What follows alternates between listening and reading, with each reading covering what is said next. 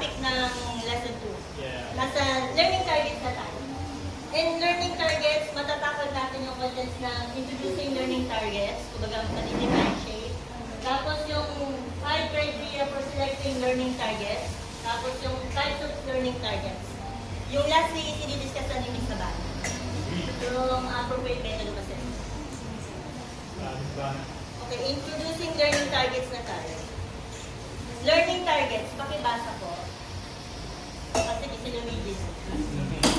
A statement of student performance or for a relatively restricted type of learning outcome that will be achieved in a single lesson or a few days, and contains both description of what students should know, understand, and be able to do at the end of instruction, and something about the criteria for judging the level of performance demonstrated. This is according kay Macmillan 2014. Yung learning targets, bago tayo mag-discuss ng learning targets, ano ang different pagkakaiba ng targets sa goal, aside sa spelling? Aside sa spelling. Anong difference ng target sa goal? Pag goal kasi is broad siya, malalas. Saka pang long term. Yes, pang long term siya. Pag target, meron kang specific na linyang tatahakin. So, learning targets ay tumutulong upang malinaw sa mga mag-aaral kung ano ang dapat nilang malaman at magawa pagkatapos ng pag-aaral. So, yun yung learning targets natin. So, yung target is specific measurable result that helps you research the goal.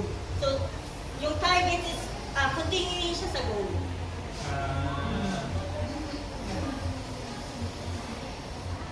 Yung maganda niya.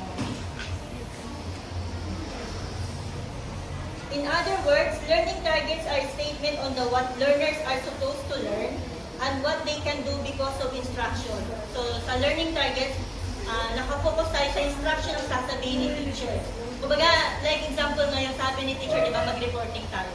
So, yung target natin ngayon is to report and finish the lesson 2. Tama? Yes. Okay. Next, definition ng learning target. Sino magbabasa? Okay. Learning targets compared with educational goals, standards, and objectives. Learning targets are the most specific and lead to more specific instructional and assessment activities. Oh, yun. Sabi niya, compared to sa tinakal na sinabi ni Miss Sabana na educational goal, standard, and objective,